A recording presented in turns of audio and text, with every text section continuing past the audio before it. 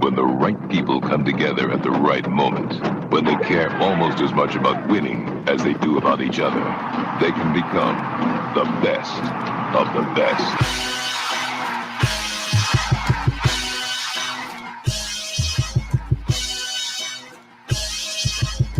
Welcome to the best soccer show, the best soccer show in the whole world. Here we go. It's the best soccer show. Jason Davis and Jared Dubois. We are live. We do it live.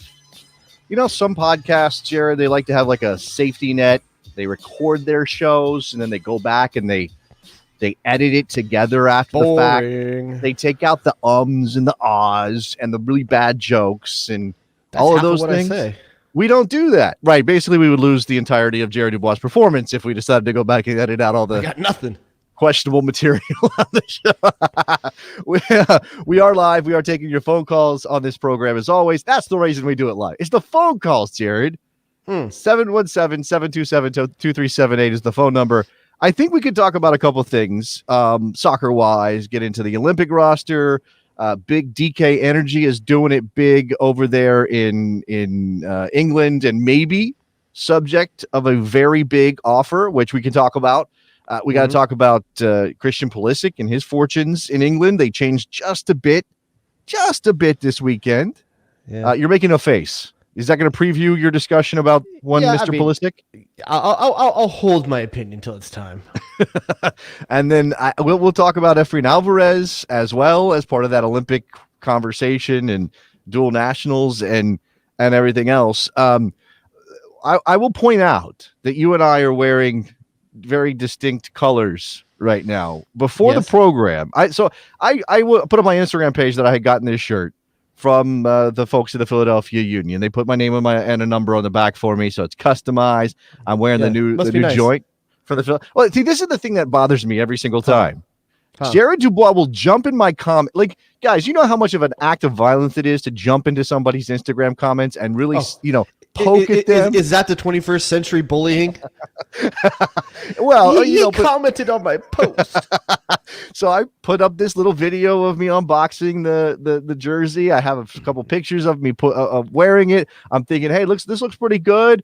I like the lightning bolts. The color's really nice. And what I get, Jared Dubois said, it must be nice to get free stuff. It must be nice to get free stuff. Except that Jared Dubois would never in a million years put on this jersey. You wouldn't put this jersey on. It's the respect. It's the disrespect. So hold on. I want to know if by for some reason, and honestly, look, if you push the right buttons, if you pulled the right strings, if you made the right connections, you could have a Philadelphia Union jersey or some other club's jersey. I thought I had Philly connections. If you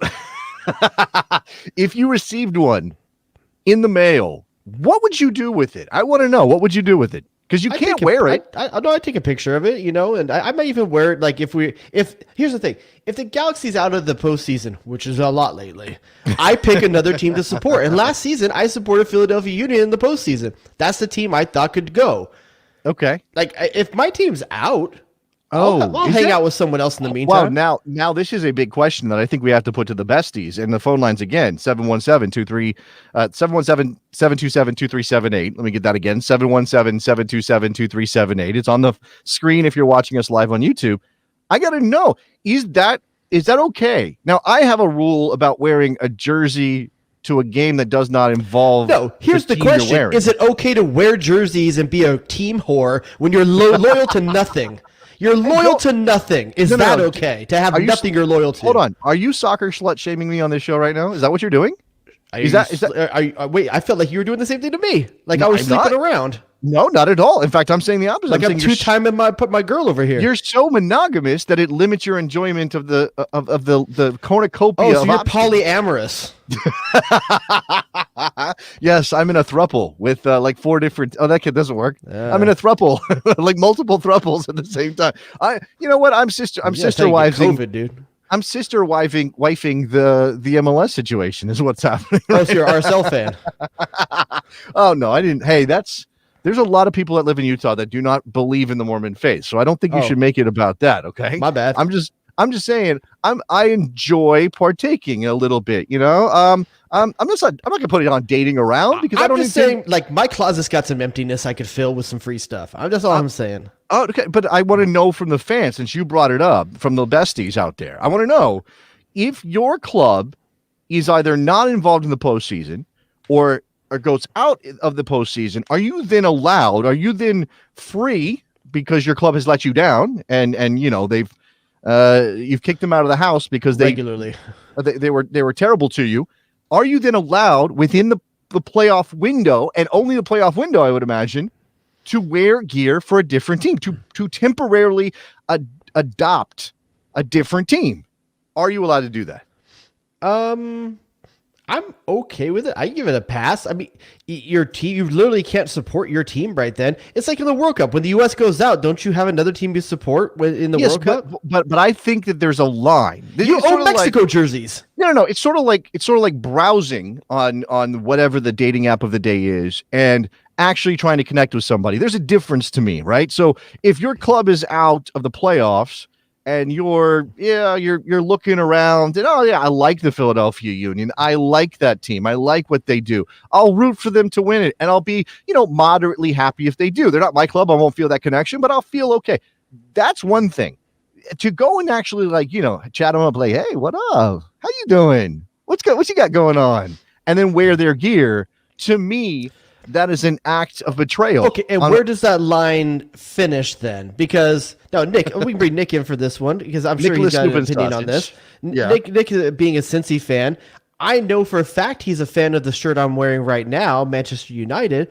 Mm-hmm. Where do you draw the line? Is it if it's in a different league, it's not cheating? Is it like different area codes? Sausage King of Chicago. No, there he is, the Sausage King of Chicago. It's like different area codes. If it's a different league, it's not cheating. Yeah, that's what I want to get the guidelines, the rules. I want to. What do you think? Firm these up. I would never wear another MLS jersey. Just wouldn't do it. Somewhere out there's a picture of him in a Crew jersey before. Never. Around. Are you out of your freaking mind? I want to see it. You've offended him. Never. You have offended Nicky Soup and so Salad. Nick, it's okay to do a different league then. I think if it's in a different country, yes. Definitely. Let me back up. I don't support a USL team now, but I think it would be okay if you did.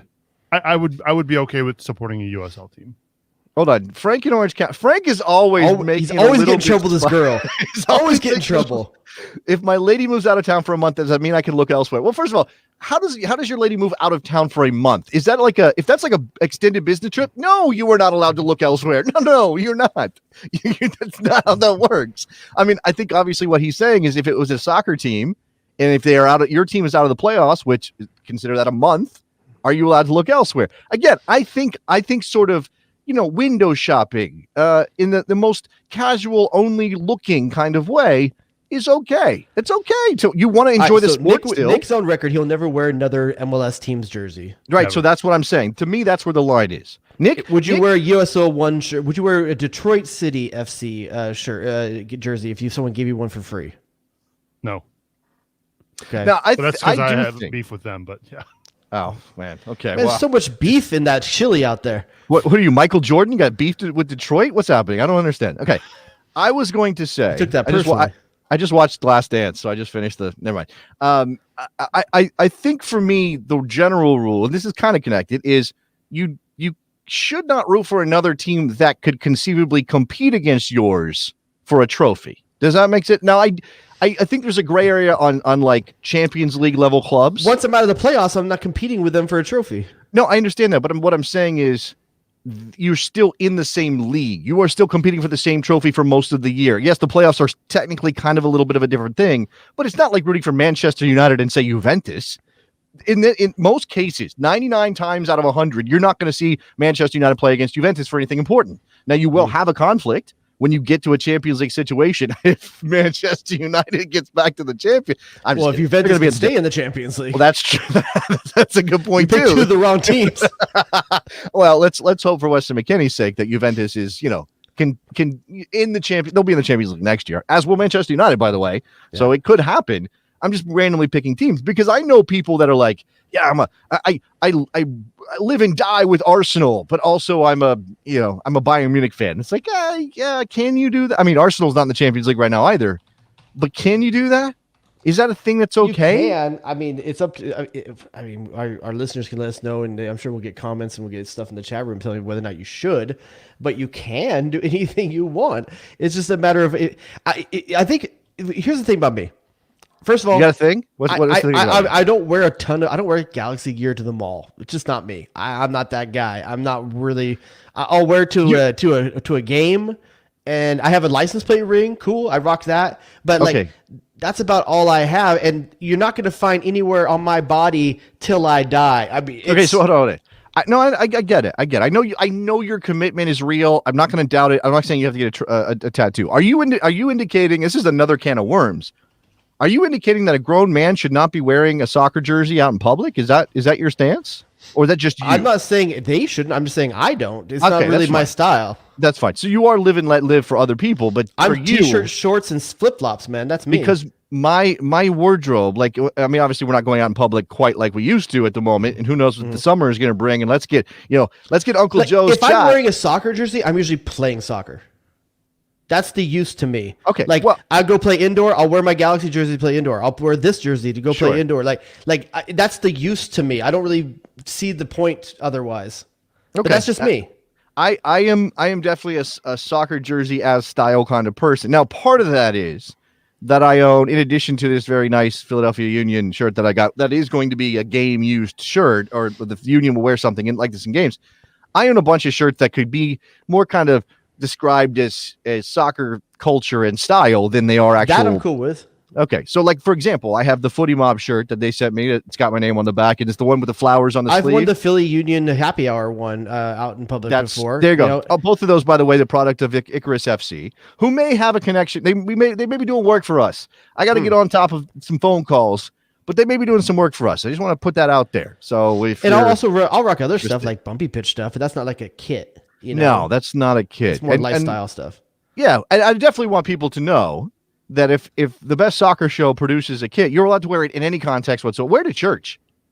Go get it blessed by the priest. I mean, why not? Just get out there. Will that make them like get rid of Chicharito?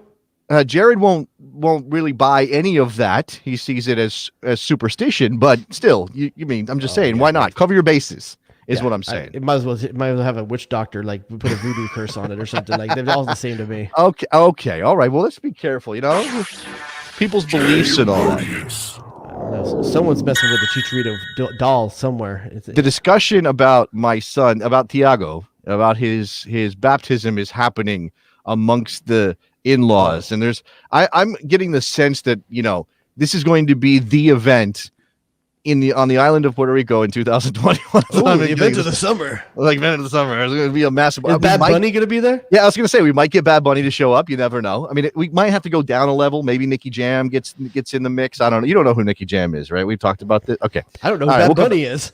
I just know the nname. Every time I'm on Spotify, Jason Davis is listening to it. That's all I know. Jared's like Latin trap. What is that? A telenovela that I haven't seen? What is Sounds that? what Christian Pavon fell into. No, that's not appropriate. Oh. Like that's okay.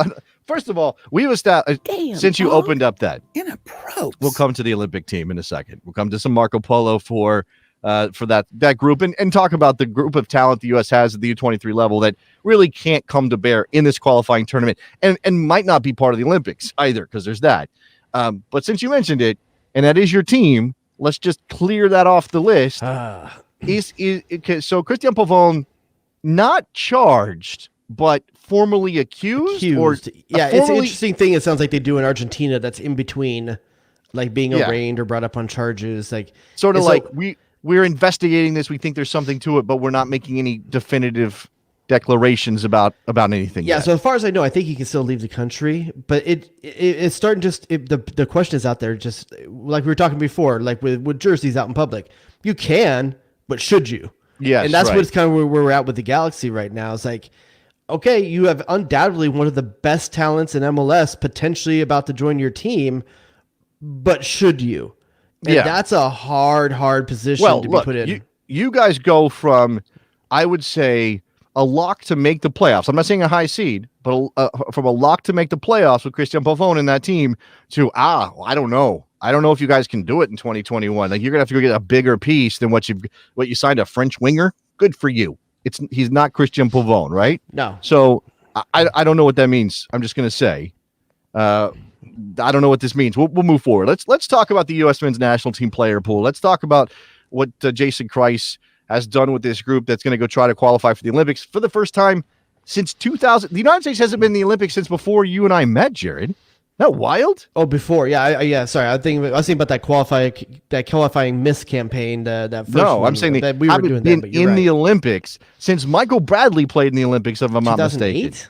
Yes, 2008. My son was born in 2008. My oldest son. I don't remember. The coach of the anything. team that missed after that just won an MLS Cup for the second time. Like He did Caleb do that. Porter, that was his big shot after the collegiate. Actually, he was doing simultaneous, I believe. I think he was doing Akron and that team at the same time, if I remember correctly. A young Darlington Nagbe, I believe, was on that Akron team at the time. Yes, I believe that's but yeah, right. that team started. It was a very, very talented team. The one that missed back in the day, definitely one that you would expect to make it out of qualifying. Do you And it seems remember? Oh, absolutely. How it came all crashing down in the final group stage game? Oh, Do Bill you remember? Hamid let one through. He shouldn't have let It wasn't. through. Hold on. Don't Oh, sorry, slander Sean him. Johnson. It was Sean Johnson. Sean yes, Johnson. Sean Johnson got it. This is the thing. Like I remember that qualifying campaign pretty vividly, and I remember obviously them not making the Olympics for 2012. What happened in 2016? Do you remember who was the coach of the team in 2016? Man, I would want to say it wasn't Tab Ramos, was it? No, he was doing U20s. He was Wilber Cabrera. Wilmer Cabrera. It definitely. He was in charge of them at one point. There was So also the United Kurt Nolfo States- at one point. Here's what happened. The United States in 2015 they won their group. So in 2012, that tournament that was leading to the 2012 Olympics, they didn't get out of the group because they drew with El Salvador. It was that game that Sean Johnson gave up this ugly long range shot that sort of bounced past him.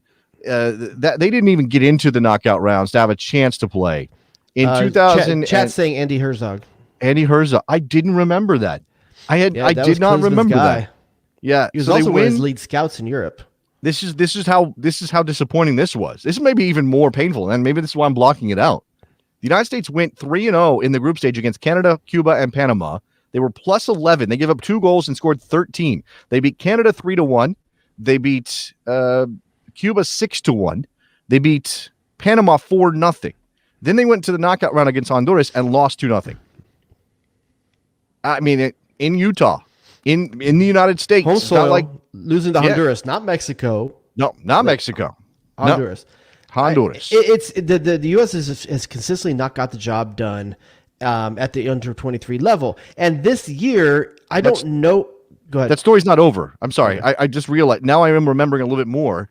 So back then, if you did not make it into the final and lock up one of the 2 guaranteed spots, there was a CONCACAF CONMEBOL playoff game. Do you remember who they played off against in a playoff to go to the Olympics? Was it Colombia? It was Colombia. It was Colombia, and they lost on penalty kicks, if I'm reading this right. No, it was 3-2. It was 2 legs. Sorry, it's 2 legs. I'm barely remembering this. It was 2 legs. They drew with Colombia in Colombia 1-1, and then lost in Frisco 2-1. You can't lose 2 home games like that. You can't lose 2 home games like that in qualifying. Yeah. And here's the thing: this year, everyone feels it's going to be different. It's going to be different, right? But the thing is, as I'm looking at, but that's what I want to get to here. When you look down this roster, definitely got enough talent to make it happen. But I count 12 players that are better than the players on this roster that will not be there because they're too good to play for the U.S. 23 team. Right. So we're playing U.S. 23. We have a U.S. 23 B team because our A team is 23 and under. Okay, I think context matters here, and this is not different necessarily than those other 2 qualifying campaigns that ended in failure. The fact that the qualifying group is always lesser.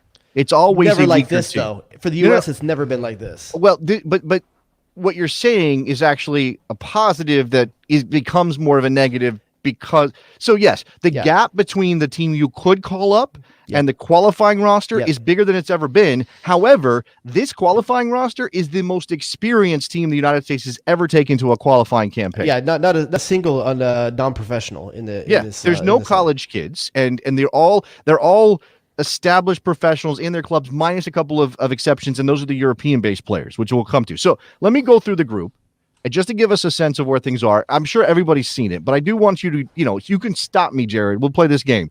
Stop me if you need to comment on somebody, or you want to talk about the player, the position group.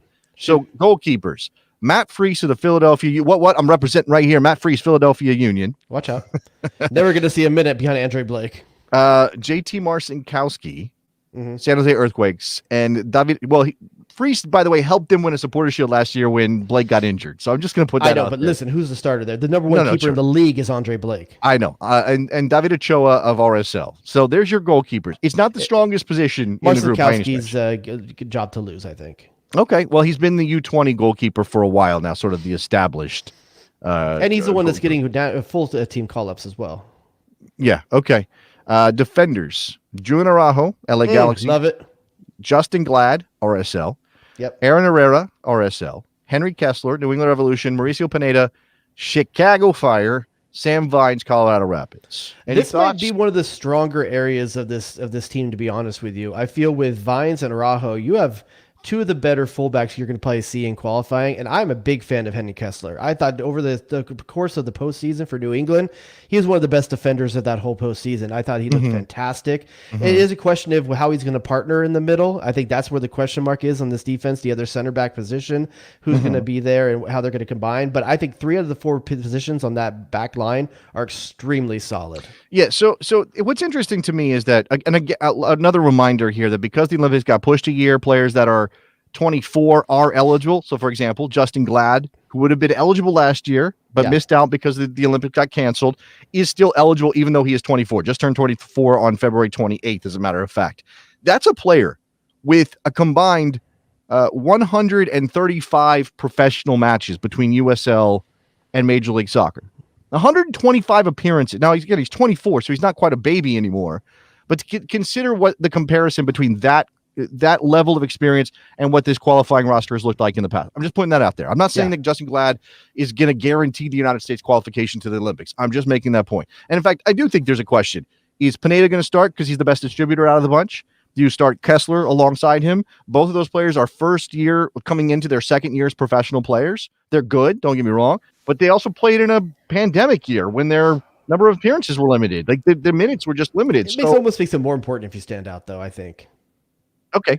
Yeah, that might be true. And it's not that I don't trust them. It's just I do think there's a question of that combination. As you said, Araujo and Vines are extremely... What I'm interested to see is, over the course of this qualifying campaign, I don't think in the U.S. they're going to be playing in front of fans. Will they be playing in front of fans on the away legs of these matches? And is that going to be a big indicator?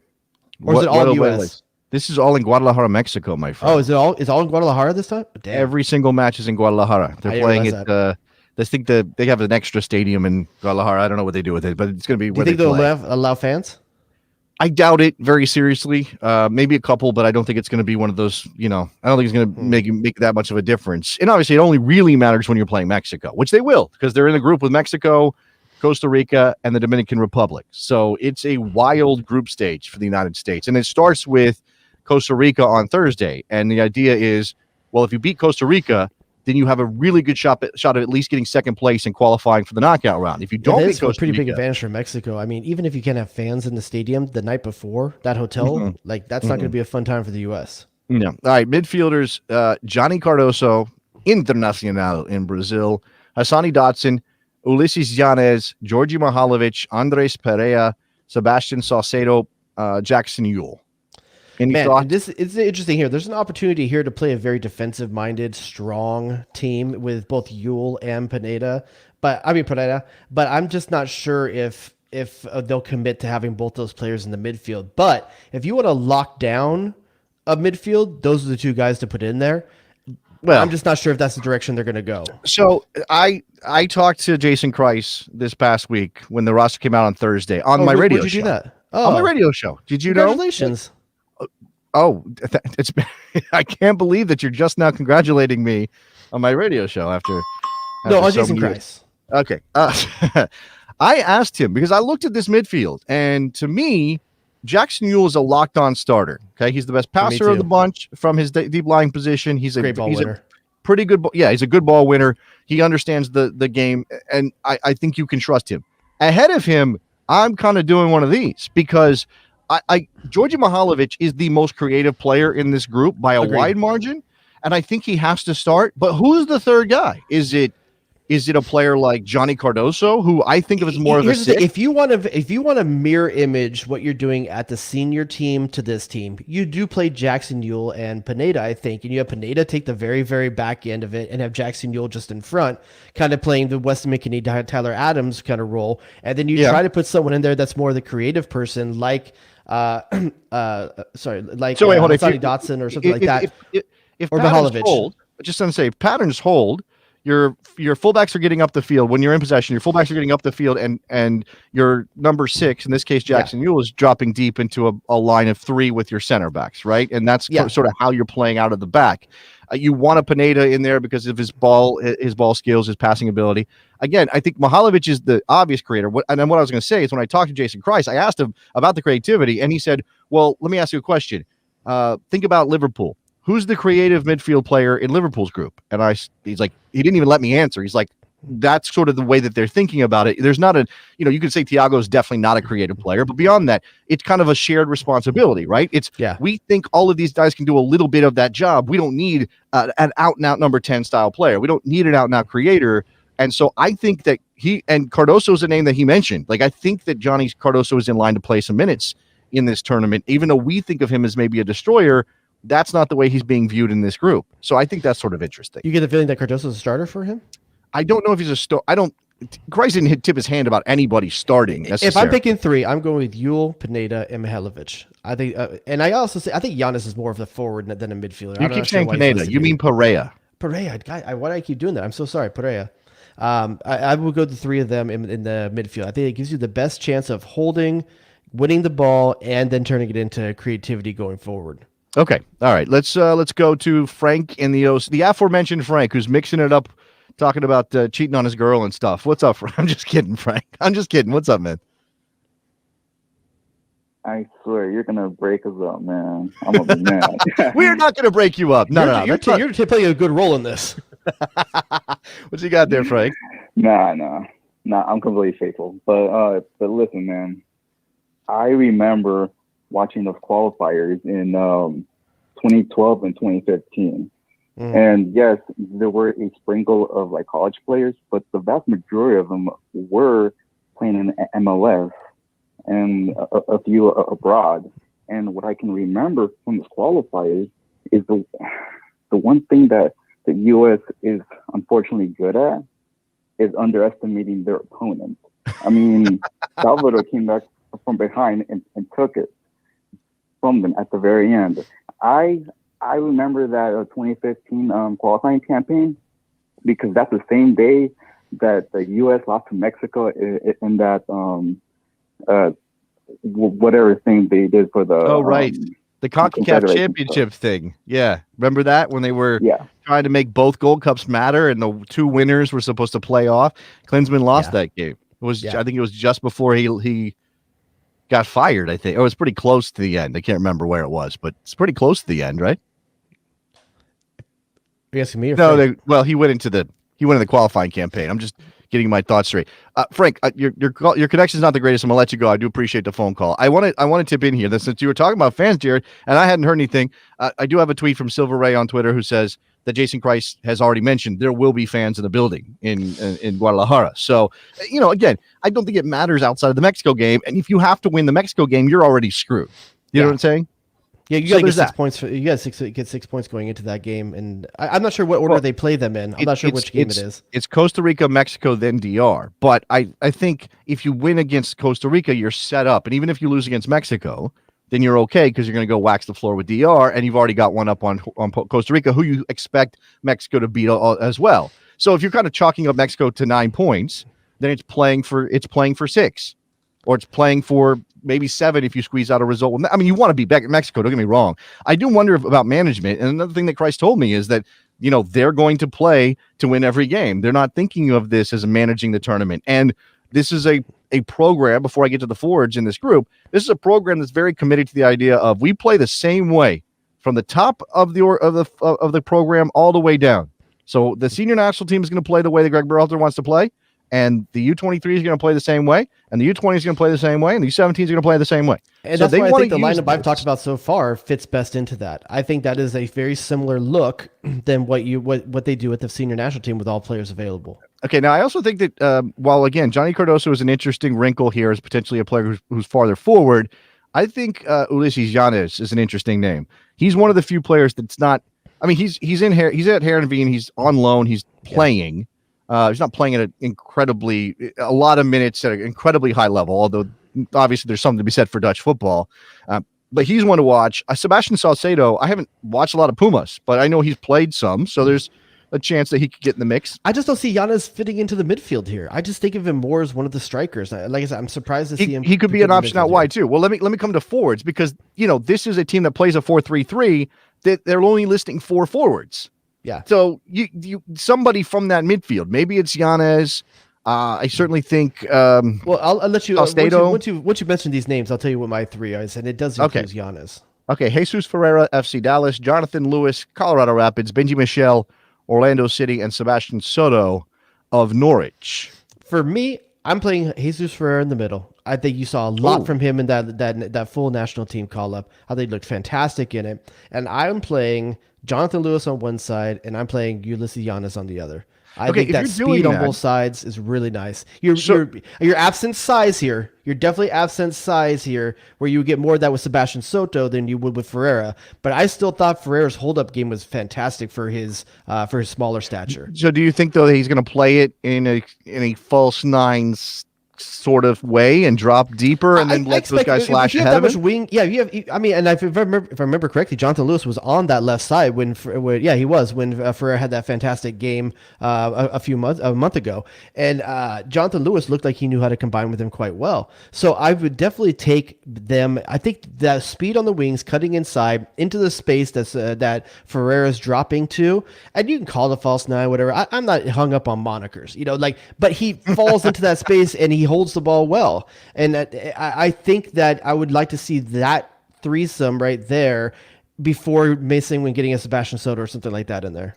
Okay, so a couple of names that are not here that are surprises, and you could sort of by extension make a comment about, say, Hassani Dotson making this group rather than Eric Williamson. Eric Williamson is the more accomplished midfield player, gets left off. Another Portland Timber gets left off.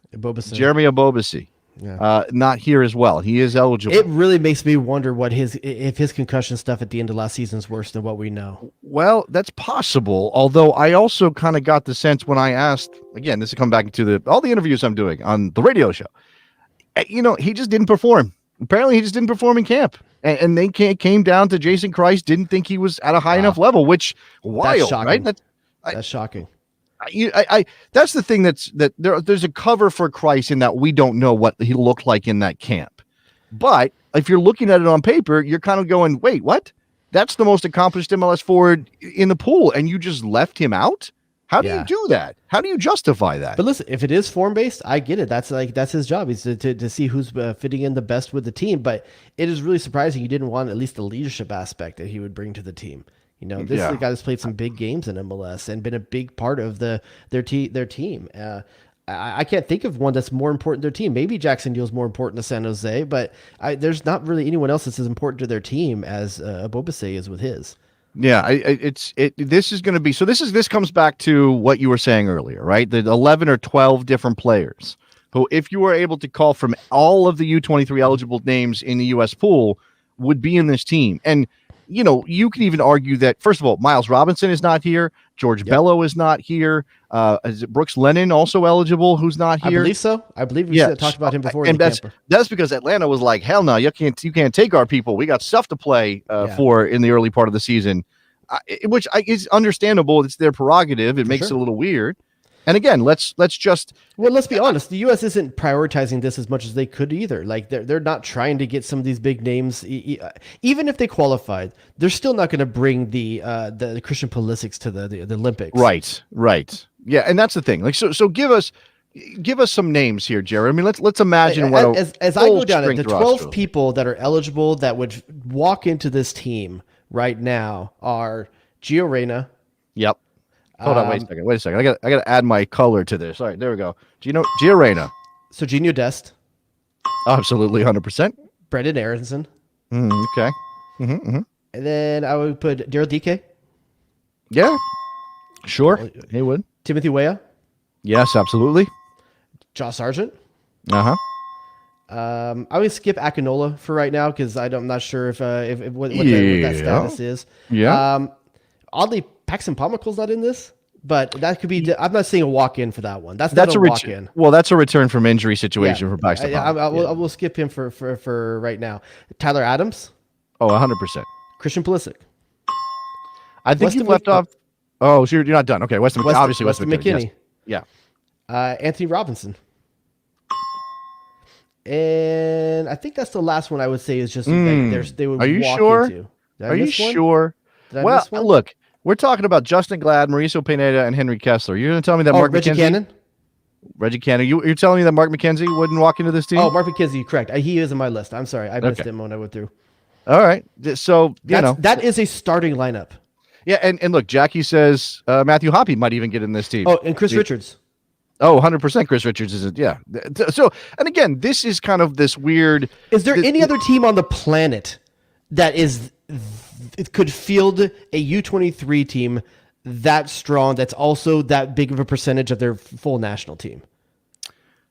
You're saying sort of, are we the youngest? I mean, I don't know how many teams really are out there where they can say, yeah, 80% of my starting lineup for my full national team is also could play for my U23 team. No, that's true. That's true. I mean, you can say, oh, well, maybe Germany has more U23 talent or as good of U23 talent, but they don't make up that senior national team. Exactly. Right. And the same thing with maybe Belgium or something like France or somebody like, yeah, I mean, talented players, but talent's not there one thing. yet. But in terms of producing for a segment of your full national team, your World Cup qualifying team, yeah, the U.S. is being put at a harder into a harder place for qualifying than I think any other team because they're that good right now and that young.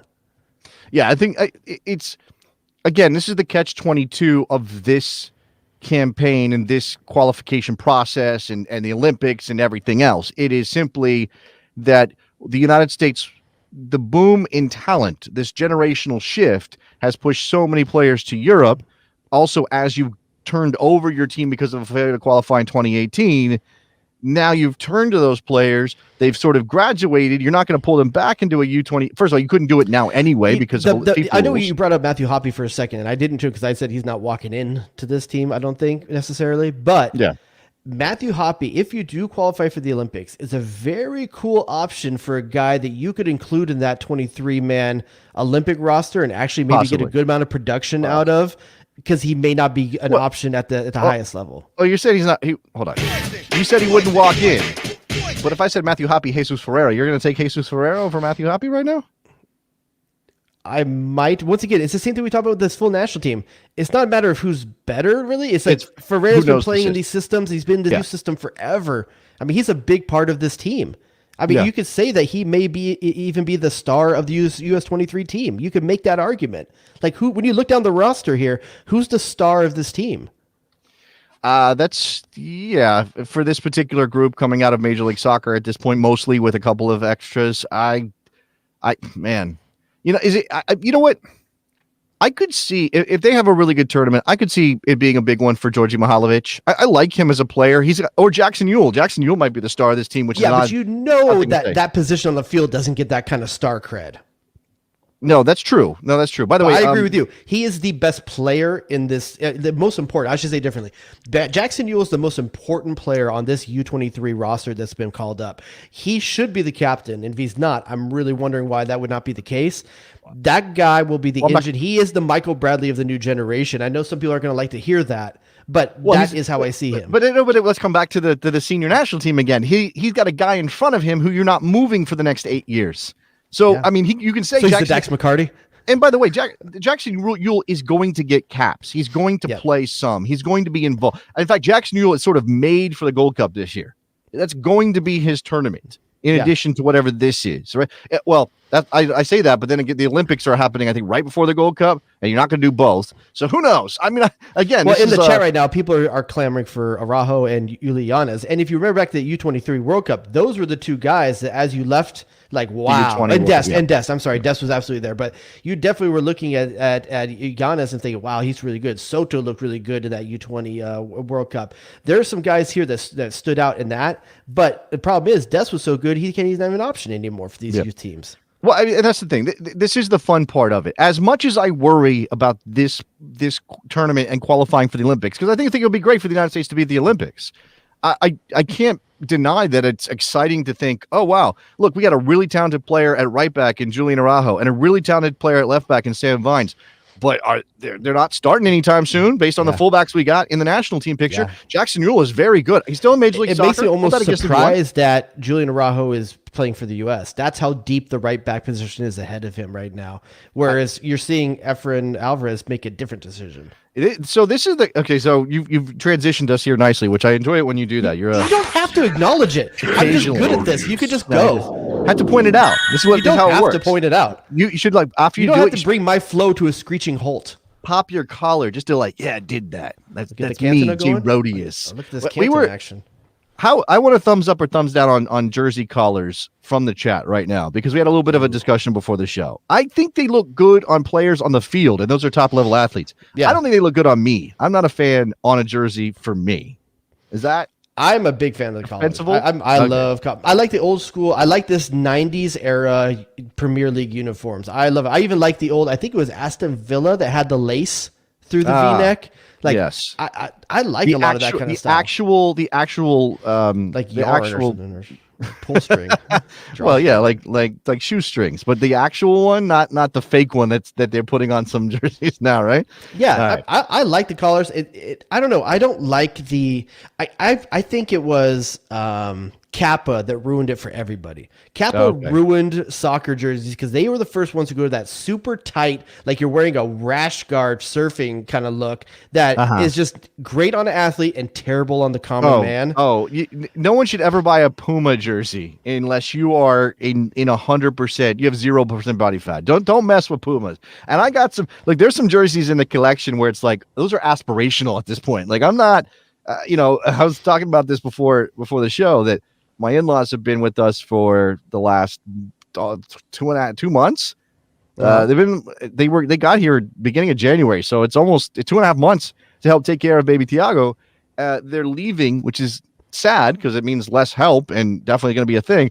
But my shape might go back to a slightly smaller version if I get away from the arroz con habituelas and the. So you're saying send all the Kappa free jerseys to you? Yeah, send them all to me. I'm going to drop about 20 pounds when my mother-in-law leaves. But you mentioned Efrain Alvarez. So we did not see him we saw him on the provisional roster for both the United States and Mexico. And that was kind of this weird, controversies happening. They're both taking their shot at him. They're both sending him the flowers and the chocolates and they're going for it. Then the official rosters come out. He's not on either one of them. And everybody was like, huh?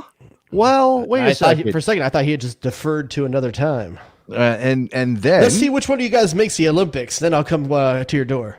And then word comes, and this is still rumor. I don't think this is official, but there is word out that Tata Martino is going to call him to Mexico's full squad, and that for all intents and purposes, he is declaring for Mexico. Okay, as a guy who's watched a lot of Efrain Alvarez over the last couple of seasons. I know. If the full national team needs Efrain Alvarez, the U.S. is in such a good place. The U.S. is in such a good place if they need Efrain Alvarez right now on their senior national team. Is that how you're viewing it? He's not been that good, dude. He has talent. There's a diamond under that rough that needs polishing somewhere. Absolutely. But so this is Jared Dubois, the Galaxy fan, taking the practical view of Efrain Alvarez. Dude's just coughing up balls in the midfield this season, man. And I've said it before, and I'll say it again. Efrain Alvarez is best when he doesn't have to think. If he has to think about what he's going to do, it goes haywire. If he has to be pressured, he makes amazing instinctual decisions. But if he has time on the ball, oh my God. Yeah. Dude overthinks too much. This is look. I think we are less inclined to the freak out than we used to be for the national team for obvious reasons. We just went through all that talent that's available, and these players. Serginho Dest decided on the United States over the Netherlands. We're feeling pretty good about ourselves right now. We can strut. We can take an L on Alvarez. Yeah, I mean, people don't want to, right? We still want every player possible. But you think that we don't have to necessarily freak out over this kind of thing. But I did see, when this all came up with the provisional rosters and everything, people going, oh, but Zlatan says he's the only player with the Galaxy he ever played with that he thought was any good, and that must mean something. I'm really low on Zlatan Ibrahimovic right now because of some of the things he said recently. Yeah. But still, I mean, his opinion You also does don't matter. think there's a part of Zlatan that's not saying, like, he's talking some crap, like, oh, the 20-year-old's the best thing that this league has. Like, yes. Come on. Like, it's sure. There's a little bit of that too. And I absolutely probably agree that he is one of the most talented. Like I said, he could play Zlatan in on a one-time pass probably better than anyone else. But the guy just doesn't have the same skill set for 90 minutes. He's in spurts. And also in terms of his national team declaration, assuming that's what it is, we're making an assumption here. I'm happy for the dude. Yeah. Do whatever you want to do. If you feel allegiance to Mexico, go for it. I mean, I don't want you to be conflicted about this, man. Go where you got to go. And there is a lot of people saying that a lot of pressure from his dad and his family to want to play for Mexico. That's always been the goal for his dad. And he personally is conflicted about it as a kid who's grown up in the U.S. But do what's right for you, man. Do what's right for you. Yeah, look, I don't think so. The last time I remember us freaking out over a dual national who declared for Mexico, it was the Jonathan Gonzalez saga, right? It was this talented midfielder from Monterrey who was coming up in the system, and he had a choice ahead of him, and he decided to play for Mexico. And we heard all of this stuff like, oh, the U.S. didn't do anything to kind of recruit him, and Thomas Rongren lied about going to his house, and it was this whole like turning the rock over and finding all the gross stuff underneath for U.S. soccer. And it was about the Latino outreach and the way that they treated players and not letting them speak Spanish in training and all this stuff, right? It got real ugly for a while there. This is different in that I don't think, and I'm not going to say that everybody at U.S. Soccer is doing the right thing now, but I don't think this is about a lack of effort. I don't think this is about U.S. Soccer fumbling the bag. This is about U.S. Soccer losing out to Mexico because Efrain Alvarez just wants to play for Mexico. Yeah. And look, as you said, maybe you are not as pressed about Efrain Alvarez. If I remember correctly, I do think Alvarez made comments about a year or so ago that he wasn't getting reached out to. I do believe that there was some talk about that. I think his pops went on a podcast and was talking about this stuff a little bit. And once again, like I said, like it's been documented pretty well that his dad is the Mexico pusher, so maybe that's a little bit skewed in terms of the family, he's biased. And again, I'm not blaming his dad. I don't think his dad should force Efrain to choose anything. Efrain should get his choice, but there's going to be pressure. Now, the other thing I want to point out, and this does not mean anything for Efrain Alvarez, no matter what your assessment of him is as a player, but have you heard a lot from Jonathan Gonzalez since he chose to play for Mexico? Have you? I'm looking back at the U23 roster from 2016. I'm thinking, well, I haven't heard of a lot of those guys in a while. I mean, and that's the thing about this age group. I mean, whether it's Jonathan Gonzalez, Efrain Alvarez, whoever it is, these aren't finished products, and 50% of them aren't going to end up being a national team caliber player. So losing an Efrain Alvarez, well, it might sting a little bit right now, and maybe he is the next big thing, and he's just not there yet. It's not that big of a deal in the end because you're going to win some, you're going to lose some, and some of these guys just don't pan out. Yes, I think that's. I mean, again, we can be more calm about this time around. As much as I would like to see another talented player play for the United States, but there is that, and that's the thing. Like, nothing is guaranteed for the U.S. in the immediate future. Well, it's qualifying for the Olympics with this group, or qualifying for the next World Cup, or doing anything at the World Cup. And Chris Richards is out here making some big, bold statements, Mr. Dubois. I mean, I'm digging the confidence. Nothing is guaranteed, but at the same time, like the human being in me, and maybe this is because I'm a father for the second time, and I'm thinking about my kids' futures and all of that. I want the player to choose what's good for the player. Like, I'm not going to get upset about this. And here's the added thing to this. If the U.S. isn't the right thing for Efrain Alvarez with Julian Araujo and Sebastian Lletget on the team, then it's really not the right place for him. Like, he literally has two teammates and friends that are playing for this national team. And he still wants to go to Mexico. That's just telling you that it's probably the right thing for him. Like, he was always on this path. Yeah, even on the U23, he might be one of the stars and a starter on these U23 team, playing with the guy he plays with all the time in training, in Julian Araujo. And it doesn't seem that's the right fit for him. Cool. Good. Best to you, man. Just don't play well against the U.S. Yeah. Okay, we got a couple minutes left. I do want to... So this is what Chris Richards said, since we came to this point. We're talking about the talent in that U23 age group, but the general new generation of talent for the United States men's national team. He said, Chris Richards, we want to win every game and every tournament we are in, but being able to play on home soil in 2026 is something that gives us extra motivation. We want to make history by bringing the first World Cup back. Now, this is not a That was Chris guarantee. Richards? Yeah, this is not a guarantee. This is what I would expect a talented young player who's part of a generation of players that are at Juventus and Chelsea and Borussia Dortmund and Lille and Barcelona. That's what I would expect him to say, right? Do you think this is the kind of thing that is now acceptable from an American rather than the old way of, oh my God, what Americans talk? What? Acceptable, encouraged. Encouraged. Like, that's the difference between the USA and other teams when you at the sports level. And I'm not just about soccer, is that it's the swagger of saying that as Americans we think we can win no matter what it is. Now, was it always wise? No. I mean, was it realistic? No. I remember the 2014 World Cup. Okay. I remember, Jurgen Klinsmann ahead of that tournament talking about, oh, we'd love to make it out of the group stage. Like that's a successful tournament. Getting out of the group would be a successful tournament for us. And I remember Alexi Lawless, and I know Alexi likes to push people's buttons. He likes to fire people up.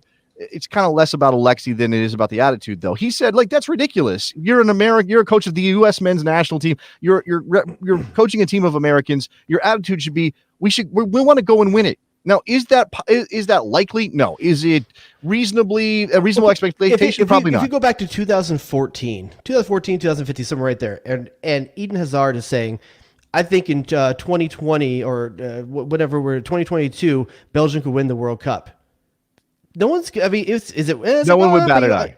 No, right. Not bad. But it's like that maybe, But listen, that's one of the best teams in the world right now, and I think the U.S. is where Belgium was 5 to 6 years ago. Right now, I've said it before. You've agreed with me before. Don't act like you're shocked. Like, no. In terms of what is going on at the young level and what's coming on, and how early did Hazard, Lukaku, De Bruyne, like how early did these guys produce?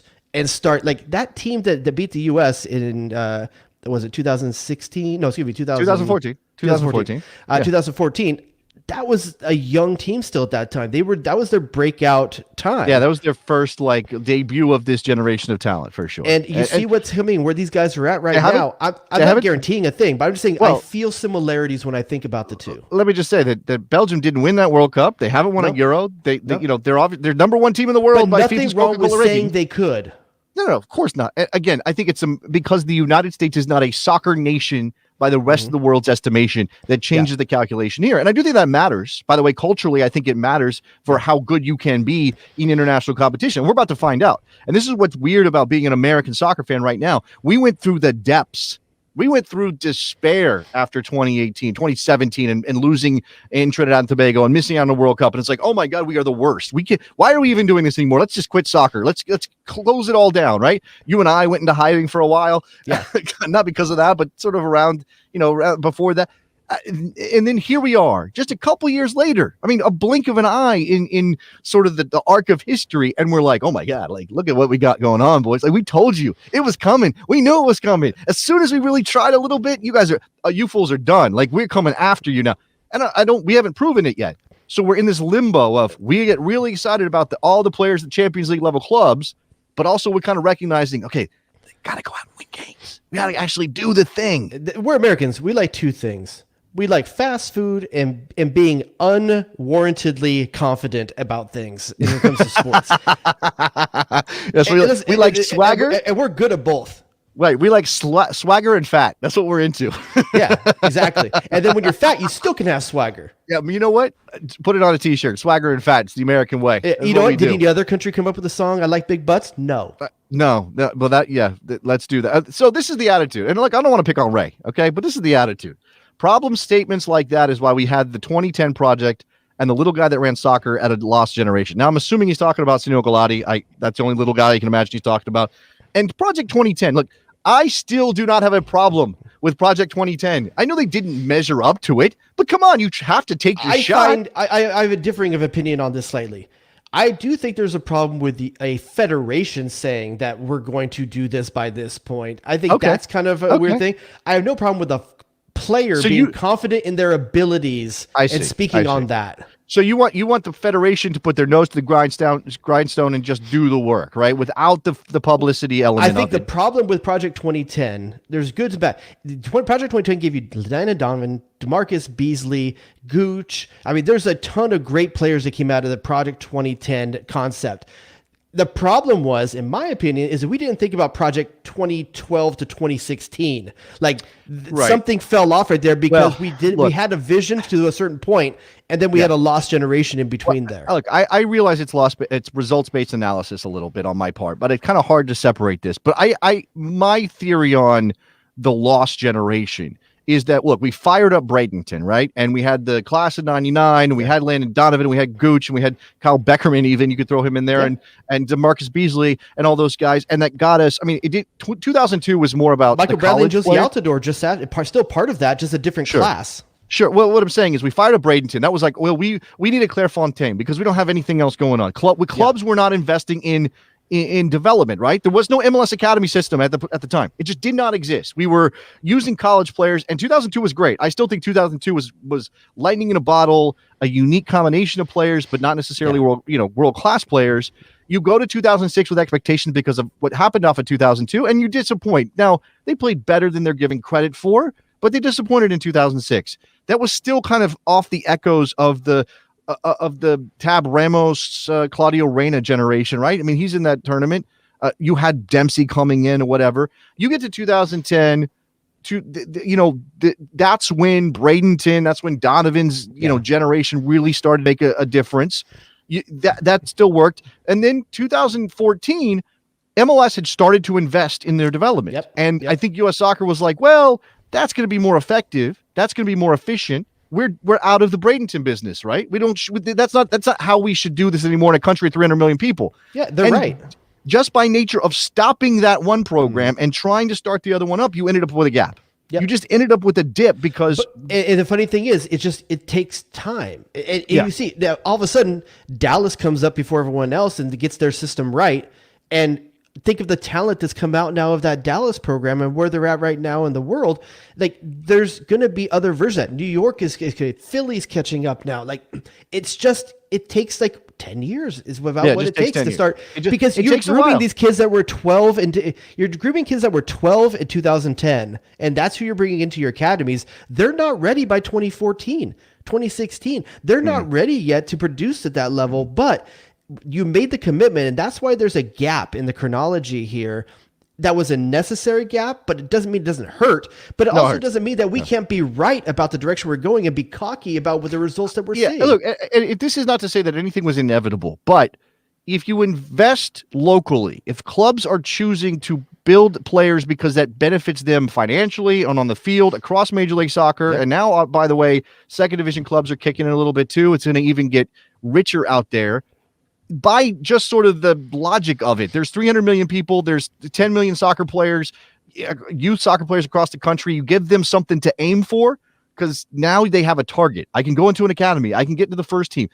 And by the way, 2020, the MLS season of 2020 is like a shot of nitrous to all of this because coaches had to play young kids. They had to. They didn't have any choice. And you saw what they did. You saw how they delivered. You see what's happening. Before we run out of time, I want to get us to Daryl Dike because we haven't touched on him yet.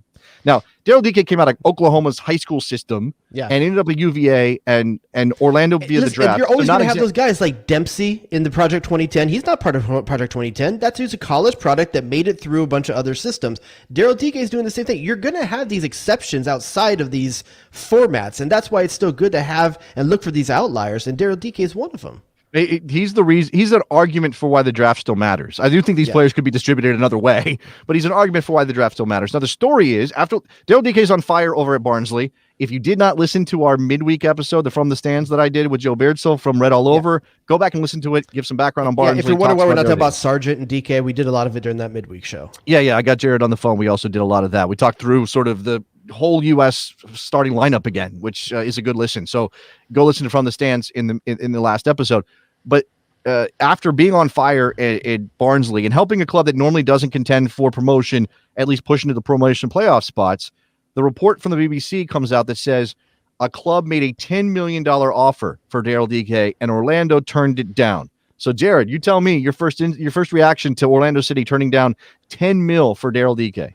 Well, Barnsley's on the hook for 20 if they want him. So, I mean, you would think that why would you turning down 10 right now? You still got months. You have till August to make this decision.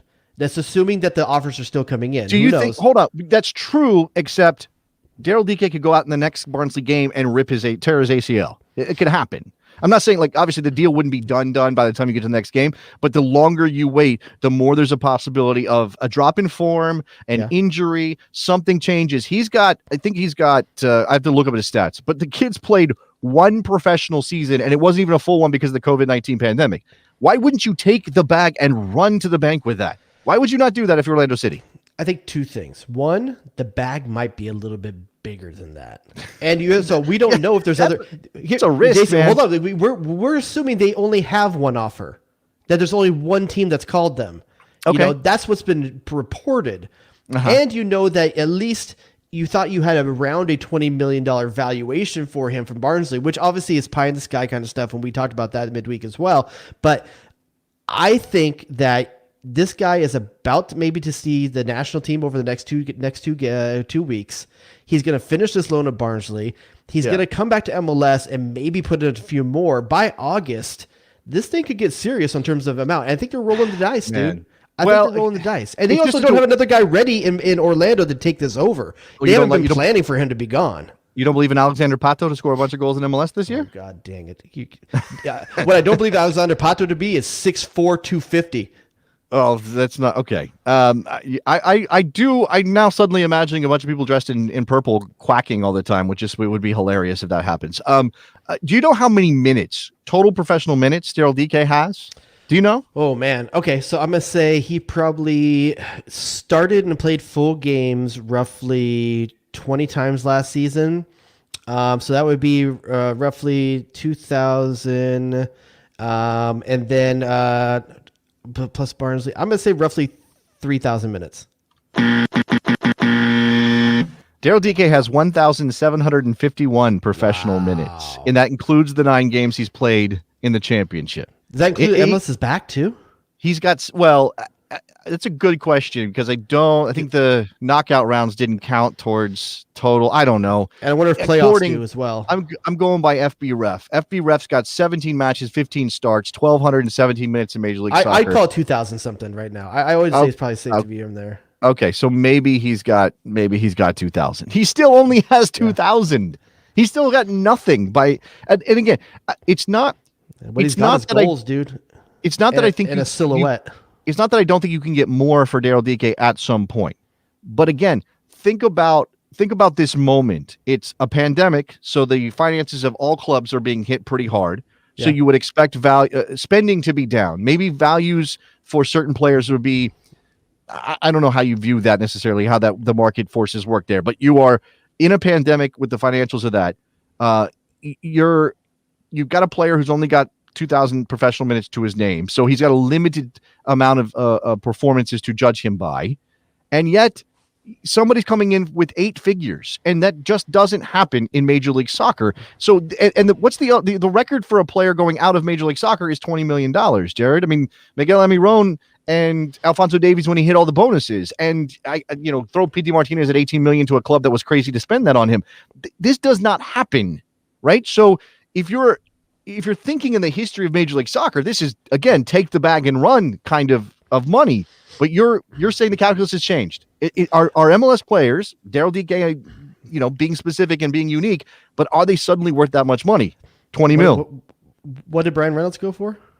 Brian Reynolds went for 12, I think. Something, or was it 9? I got to look it up. Okay, you're talking about a right back with even less minutes than Daryl Dike. True. Got 9. Yeah. So you're going to tell me a physical marvel that is... Wow, hold on. Wait, whoa. We're elevating Daryl Dike to physical marvel? How many strikers in the world do you think that are the same, like built the same way as that dude? Like Lukaku? No, I understand that he is an incredible athlete. That does not necessarily mean he's going to be an incredible soccer player. And he's scoring. I'm just saying, and he's a striker. So strikers bring a premium no matter what on the on terms of price. Brian Reynolds is worth 9, 8.75, whatever. Daryl Dike is worth more than 10. And I think Orlando knows the value. Granted, to get your point of taking the money and running, I absolutely understand that. But I'm just saying, like, there's a sexy factor. That's a striker. I don't know, man. It just seems like they're holding out and playing the long game here. And I don't. It's risky, but I respect it. Okay, the Brian Reynolds number is a little wishy-washy because it's MLS and we don't get clear numbers. But I'm seeing 6.6 mil. I don't know if it's going to. I think it'll go up to 8 or something with all of the incentives. But so that's maybe not a great judge. I look again 8.5 and 11 with incentives. Okay, there we go. Nikki Soup and Salad with a tip in. I think he can be a great player, and I think he may be worth more in even a year. I just don't know if that's the wisest thing for Orlando to pass on this right now. That's all I'm saying. And, again, with the limited amount of time that he's got and what he's doing in the championship, maybe you can make that. Maybe you take that risk. Maybe it's worth it. Maybe you say, all right, well, look, even 5 more goals over the course of the rest of the championship season will drive up his price by another mil. I'll say 2 this, or 3. though. There's no striker in the U.S. pool that I'm more excited about than Daryl Dike. All right. He is overperforming his expected goals numbers a little bit. I think fairly significantly if you look at But it. who's I don't to know say what expected goal numbers are? Who's to say that? the people who collect the stats and I hate this stuff. You know how much I hate this stuff. I hate the science of soccer. No, I hate that we boil everything down to a freaking number. Use your eyes, dude. Like I can't stand that there's GXA, like there is above a probability. Like, get out of your heads, nerds. Man. Watch the dang game and just tell me what your eyes see. Jared Dubois. I'm not saying there's not value in it, but people treat it like it's the only thing that matters, and it bothers the crap out of me. I think it's a combination. But you now sound like one of the crusty old Bruce white Arena? scouts at the table with Billy Bean in Moneyball. that's But here's the thing, Billy Bean wasn't right all the time, right? Sure. Yeah, you're right. Yes, that's true. He had a novel way of thinking of it. And I think there is value in it, but it's just like people act like it's all that matters. I hate this. By the way, to bring this full circle, and we do have to wrap this up, Billy Bean, part investor in Barnsley Football Club. There you go. You think, there's no way they're paying for him. I mean, he's above his X ratio. His what ratio? Whatever you called it. I don't know. Oh man. All right. Expected goals totals. Show business again, working on some stuff with Old Dad FC. That's going to be popping off in a little while. I do have some books to ship out. I got to go back and look at who has helped promote the show because that gets you in the drawing to win a copy of Soccer Starts at Home by Tom Byer, which is right there on your screen if you're watching on the video. I need to bust this out for Tiago at some point, but I have my copy, so we'll get you a copy if you have a kid or maybe want to give it as a gift to somebody. We can ship those out. Ratings and reviews. Nikki Soup and Salad. How we doing on ratings and reviews? Yeah, we got a few of them this week, gents. We actually got 3 of them. Okay. And I'm going to read all 3 of them if you don't mind. Ooh. All right, this first Nick, one you is have from the floor. Hold on, wait.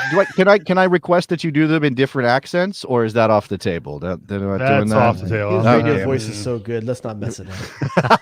It's true. He's got that flat Midwestern accent. It's perfect for the radio. Yeah, give it to me, Dirty Toledo. Right, this first one is from Supermom, my favorite soccer pod. It's pretty simple. Have you ever imagined the feeling of being Tom Cruise's sunglasses in Top Gun? Do you enjoy the delicacy of a fine bourbon and fireplace in wintertime? Have you ever wondered what it would like to be Dale Earnhardt's mustache? Have you ever dreamt of being the corner flag when Donovan scored against Algeria? Well, find out what all that feels like by listening to the Best Soccer Show, hosted by Jared, a professional disc golf player, and Jason, a bearded dragon. I love that he got. She got Dale Earnhardt's mustache in there. It's the interview. It's the internet. We don't know for sure, but soccer. Yeah. Yes, that's beautiful. That's a beautiful thing. I don't remember what happened to the corner flag after Donovan scored against Algeria. Did it get buried under the pile? Is that what happened? That would hurt. I would expect. I don't know what happened to the corner I flag. think it's one of those knockoff kinds. I think they detach. Right. No, but I'm saying like you just don't want it to end up as a point. Like you don't want to fall on top of it. Especially when Jose Alto does a flip on top of the whole pile. All right, Nick, what you got? All right, this next one is, I'm not going to say the name because it's pretty long, but it just says really is the best. If you like anything U.S. women's national team, men's national team, MLS, NWSL, or Americans playing abroad, as well as plenty of pop culture talk, listen to this podcast. They'd probably deny it, but JD and Jared offer up some great takes on American soccer, but without taking themselves or the U.S. soccer scene too seriously.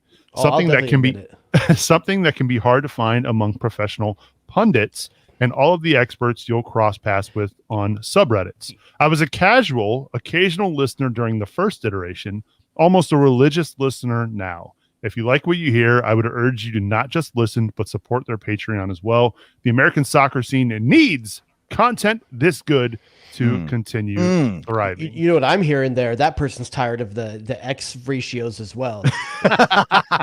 Yeah, support the Patreon so we can pay our man Nikki Soup and Salad. That's what that's all about. Patreon.com/thebestsoccershow. All right, you said you was 3. Is there one more? There's one more, and I'm saving the best for last. Okay. Here we go. And it's because wait, hold on. Wait a second. Are we going to do better than those two? Well, there's a reason. There's a reference to Nick in it. I guarantee you. Great show, better guys. Jason and Jared and Nikki are hilarious, informative, and engaging. I listen every week and appreciate the From the Stand series. Great show, better guys. Favorite drink, Dark and Stormy. Favorite food, mac and cheese. Favorite show, Doctor Who. Cam, thanks for the review, buddy.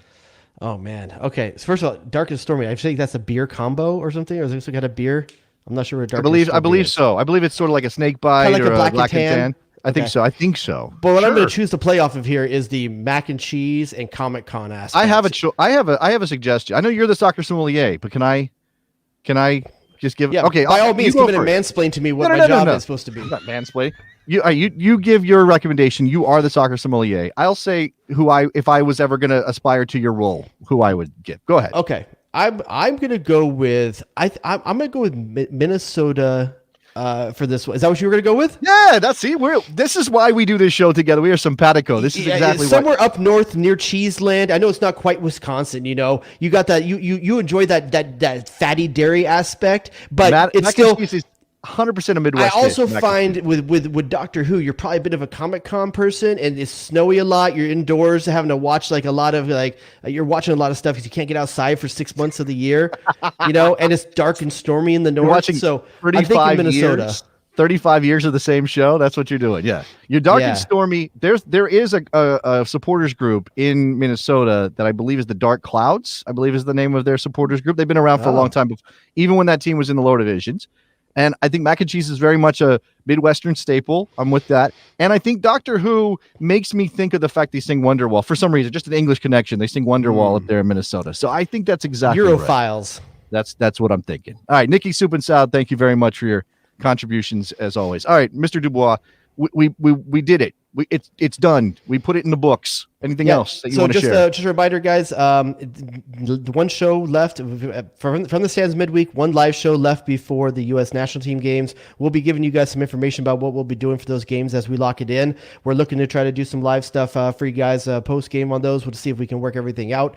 Your boy's on vacation, so I got to figure out the technology of how to do that while I'm on vacation. Well, let me just say, since we'll air this out here, the Jamaica game is an unlikely best soccer show day. I'm just going to say it's probably not going to happen for work reasons with me and you being on vacation.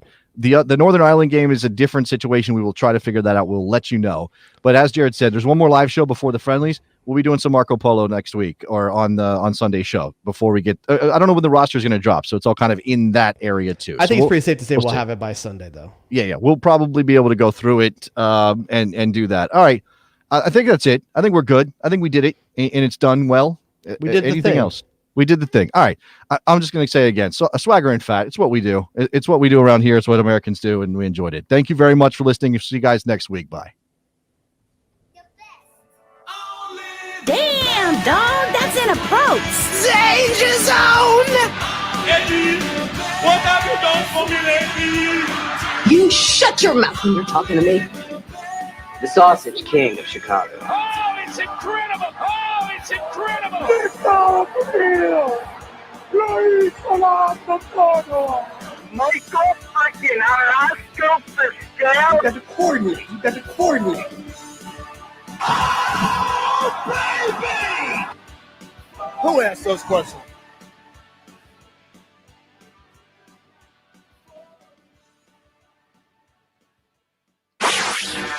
Jay Rodius.